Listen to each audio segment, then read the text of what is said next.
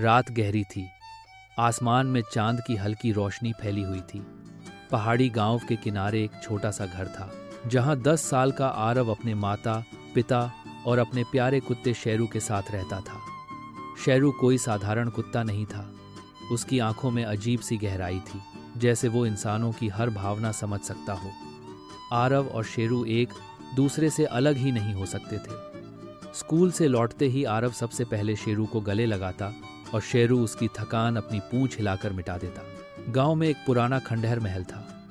गांव वाले कहते थे कि वहां भूतों का डेरा है। बच्चों को वहां जाने से मना किया जाता था, लेकिन बच्चे तो जिज्ञासु होते ही हैं, और आरव भी अलग नहीं था। उसने कई बार अपने दोस्तों से कहा, क्या सच में वहां भूत हैं? मुझे लगता है ये सब झूठी कहानियां हैं। उसके दोस्त डर जाते, लेकिन आरव ने मन ही मन तय कर लिया कि वो एक दिन शेरू के साथ उस महल तक जाएगा। एक दिन उसके पापा को शहर जाना पड़ा और माँ बीमार थी। रात में अचानक आंधी तूफान शुरू हो गया। बिजली चली गई और घर गहरे अंधेरे में डूब गया। तभी आरव ने देखा, शेरू दरवाजे की तरफ घूर रहा था। उसके कान खड़े थे और गुर्राहट से घर में अजीब सा सन्नाटा छा गया। आरव ने सोचा शायद बाहर कोई होगा।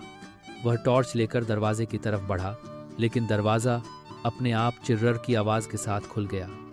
बाहर कोई नहीं था, बस ठंडी हवा का एक झोंका था। लेकिन शेरू ऐसे भौंक रहा था जैसे वह किसी अदृश्य चीज़ को देख रहा हो। अचानक आरव ने देखा कि महल की दिशा में एक काली परछाई खड़ी है। वो धीरे धीरे घर की ओर बढ़ रही थी। शेरू गुर्राया, दांत चमकने लगे और वह पूरी ताकत से भौंकने लगा। परछाई वहीं रुक गई, जैसे शेरू की हिम्मत से डर गई हो। आरव का दिल जोर जोर से धड़क रहा था, लेकिन उसने शेरू का सिर थपथपाया और कहा, शेरू, तुम हो ना मेरे साथ, मुझे डर नहीं लगेगा। अगले दिन आरव ने निश्चय किया, मैं उस महल में जाऊंगा और देखूंगा कि ये सब सच है या बस डराने की बातें हैं। शाम को टॉर्च लेकर वह शेरू के साथ महल की ओर चला। महल टूटा फूटा था, दीवारों पर बेलें चढ़ी थीं और हर कोने से अजीब सी आवाज़ें आ रही थीं। अचानक एक दरवाज़ा अपने आप खुला। शेरू ने भौंककर आरव को पीछे खींचा, लेकिन आरव की जिज्ञासा उसे अंदर ले गई। जैसे ही आरव अंदर पहुंचा, उसने देखा कि एक सफ़ेद साया उसके सामने तैर रहा है। भूत की आवाज़ गूंजी, क्यों आए हो यहाँ बच्चे? आरव डर गया, लेकिन उसने साहस जुटाकर कहा, मैं जानना चाहता हूँ कि क्या सच में भूत होते हैं, और अगर होते हैं तो क्या वे इंसानों को नुकसान पहुँचाते हैं। भूत कुछ पल चुप रहा, फिर बोला, नुकसान वही पहुँचाते हैं जो खुद डर के गुलाम होते हैं। जो बहादुर होता है उसके पास डर टिक नहीं सकता। उसी समय वह भूत आरव की तरफ बढ़ा। जैसे ही भूत ने आरव की ओर हाथ बढ़ाया, शेरू कूद पड़ा। उसने भूत पर झपट्टा मारा, जोर जोर से भौंकने लगा। एक तेज रोशनी हुई और सब शांत हो गया। आरव ने आंखें खोलीं, भूत गायब था, लेकिन शेरू जमीन पर पड़ा था। उसकी सांसें रुक चुकी थीं।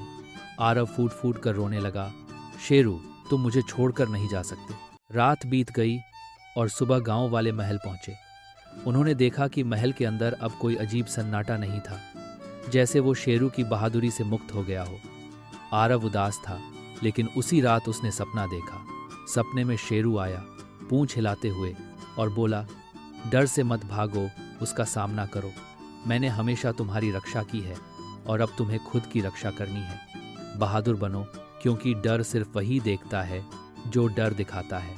उस दिन आरव ने एक बात समझ ली, हिम्मत वो ताकत है जो हमें हर डर से आज़ाद कर सकती है, और सच्चा दोस्त वो है जो हमें डर से निकलने की हिम्मत दे, चाहे इसके लिए अपनी जान ही क्यों न देनी पड़े। वीडियो के अंत में कहो, डर असल में हमारी कल्पना का खेल है। जब हम डर को चुनौती देते हैं वो ख़त्म हो जाता है। अगर एक छोटा बच्चा और उसका वफादार कुत्ता ये कर सकते हैं, तो आप भी अपने डर को हरा सकते हैं।